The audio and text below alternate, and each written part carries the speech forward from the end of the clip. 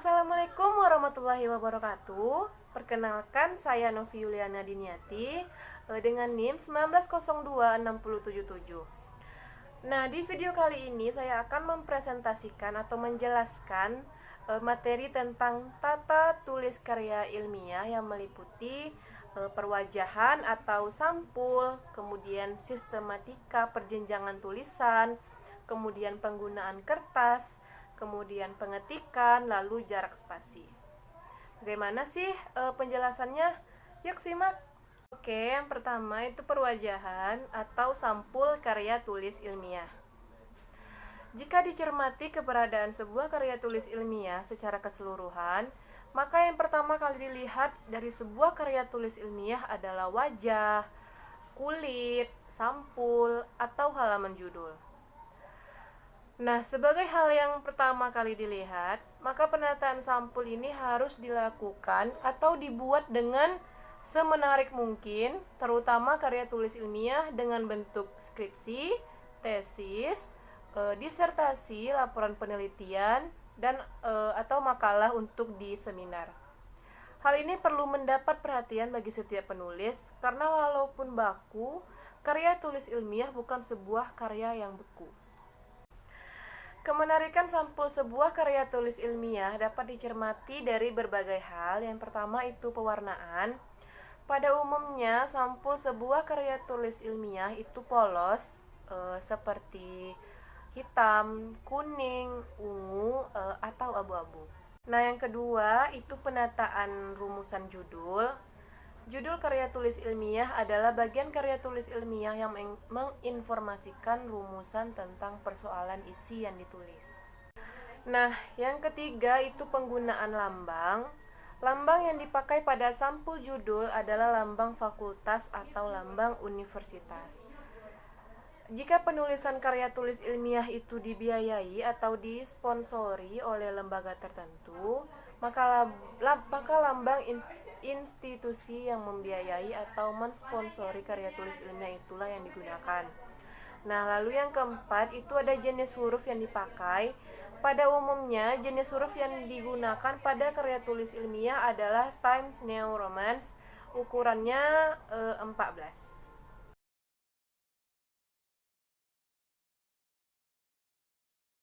Nah, yang keenam ada kelengkapan komponen sampul.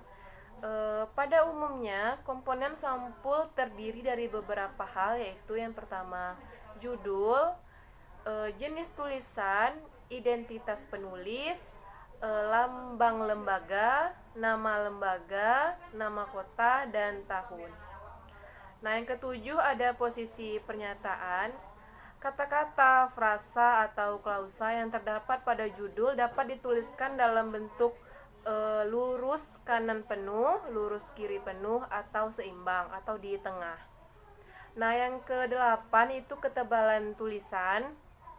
Pada umumnya, tulisan yang terdapat pada sampul dicetak dengan cetakan tebal atau bold, tulisan tebal.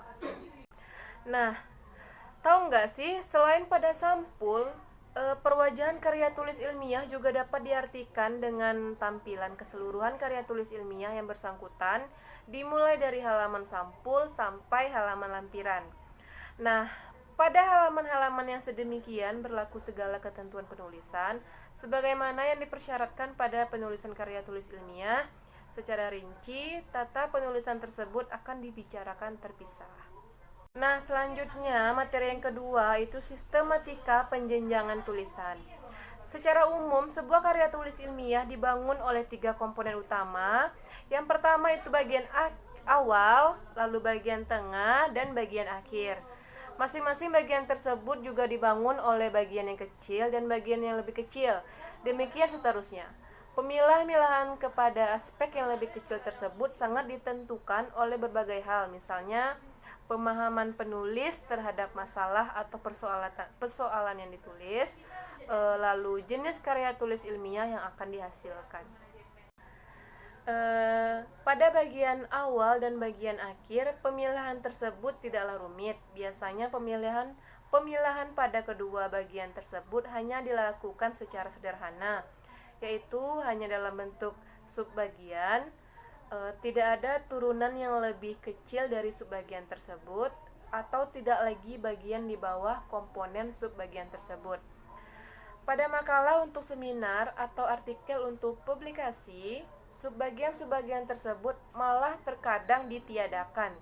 Pada kedua jenis karya tulis ilmiah tersebut, bagian awal dan bagian akhir hanya dieksplisitkan dalam bentuk komponen sampul tulis dan komponen daftar kepustakaan saja. Nah, untuk bagian tengah karya tulis ilmiah biasanya dirinci atas 3 bagian, yaitu bagian pendahuluan, pembahasan, dan penutup. Untuk karya tulis ilmiah dalam bentuk laporan penelitian, skripsi, tesis, dan disertasi, bagian pembahasan juga dirinci atas 3 bagian, yaitu bagian kerangka teori, metodologi penelitian, serta hasil penelitian dan pembahasan. Nah, penjenjangan atau jenjang karya tulis ilmiah dapat diartikan sebagai tingkatan urutan penguraian materi tulisan. Pada umumnya, sistem penjenjangan tersebut dimulai dari bab 1, 2, dan seterusnya. Subbab dari bab 1 atau 2 tersebut dianggap sebagai jenjang kedua atau tingkat penulisan. Nah, perincian subbab dari bab 1 atau bab 1 dan 2 tersebut dianggap sebagai jenjang ketiga atau tingkat 3, demikian seterusnya. Nah, tentang sampai seberapa jauh perjenjangan tersebut pada suatu karya tulis ilmiah tidak dapat dipastikan. Semua itu sangat tergantung kepada seberapa jauh penulis melihat perlu atau tidak pemilahan terhadap suatu persoalan yang hendak dikemukakan. Nah, dalam kaitan ini, menata isi karya tulis ilmiah dalam bentuk outline sangatlah dianjurkan, karena dari outline tersebut akan terlihat bagian-bagian karya tulis ilmiah yang perlu atau tidak dikembangkan. Biasanya pemilahan yang agak mendalam dilakukan pada uraian bab 2 atau kerangka teori. Oke, next yaitu materi yang ketiga tentang penggunaan kertas. Nah, kertas yang dipakai untuk penulisan karya tulis ilmiah ada 2 jenis. Yang pertama kertas biasa atau kita lebih kenal dengan kertas HVS. Lalu cuneiform. Kertas HVS juga terdiri atas 2 ukuran. Yang pertama itu ukuran A4, lalu yang kedua itu dengan luas kertas 21,59 cm dikali 35,56 cm dengan berat 70 atau 80 mg. Nah, ini rincian-rincian tentang luas kertas yang digunakan untuk penulisan atau pengetikan atau bagian-bagian pinggir kertas yang dikosongkan. Bisa kita lihat di PowerPoint, itu ada aturan-aturannya. Yang pertama, dikosongkan sejauh 4 cm dari bagian kiri kertas atau margin kiri. Lalu yang kedua, dikosongkan sejauh 2-3 cm dari bagian kanan kertas atau margin kanan. Lalu yang ketiga, dikosongkan sejauh 3-4 cm dari bagian awal kertas. Dan yang keempat, dikosongkan sejauh 3 cm dari bagian bawah kertas. Oke, kita masuk ke materi berikutnya, yaitu pengetikan. Saat ini pengetikan karya tulis ilmiah dengan menggunakan komputer merupakan hal yang biasa. Tidak hanya itu, penggunaan laptop pun sudah dianggap hal yang biasa. Laptop tidak lagi dianggap sebagai barang mewah bagi kalangan siswa, apalagi mahasiswa. Saat ini laptop merupakan suatu kebutuhan bagi orang yang sedang belajar, seperti siswa atau mahasiswa. Nah, pada umumnya karya tulis ilmiah ditulis dengan menggunakan mesin ketik. Jarang bahkan tidak ada lagi karya tulis ilmiah yang tulis dengan menggunakan tulisan tangan dan ditulis pada kertas double folio. Mesin ketik yang dipakai untuk pengetikan karya tulis ilmiah dapat berupa mesin ketik biasa atau komputer. Untuk mesin ketik biasa, huruf yang dipakai adalah huruf standar atau huruf pika atau huruf yang berukuran besar. Nah, akibat kemajuan ilmu pengetahuan dan teknologi, saat ini penggunaan mesin ketik untuk menulis karya tulis ilmiah sudah sangat jarang dilakukan, bahkan mungkin sudah tidak ada lagi. Nah, untuk itu pada zaman modern saat ini, penulisan karya tulis ilmiah itu lebih sering menggunakan laptop.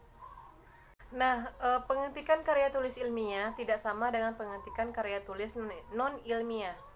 Di dalam pengetikan karya tulis ilmiah, hendaklah diperhatikan beberapa hal. Yang pertama ada penggunaan jenis huruf. Nah, untuk penggunaan jenis huruf ini biasanya menggunakan huruf Times New Roman dengan ukuran font 12. Nah, selanjutnya itu penebalan ketikan. Untuk tulisan yang diketik dengan cetak tebal itu ada beberapa, nih seperti halaman sampul, judul jenjang pertama atau bab, lalu judul jenjang kedua atau subbab, dan seterusnya. Lalu yang ketiga itu judul tabel, lalu judul daftar gambar, judul bagan, judul lampiran, dan bagian lain, atau poin-poin tertentu yang penulisannya dipersyaratkan dengan menggunakan cetak tebal. Nah, selanjutnya itu pemiringan ketikan, penggunaan halaman ketikan, pengetikan di awal jenjang, pengetikan lampiran, pengetikan ilustrasi, dan pengetikan petikan. Oke teman-teman, sekian yang dapat saya sampaikan. Semoga apa yang saya sampaikan tadi dapat menambah wawasan mengenai tata tulis karya ilmiah. Sekian, terima kasih. Wassalamualaikum warahmatullahi wabarakatuh.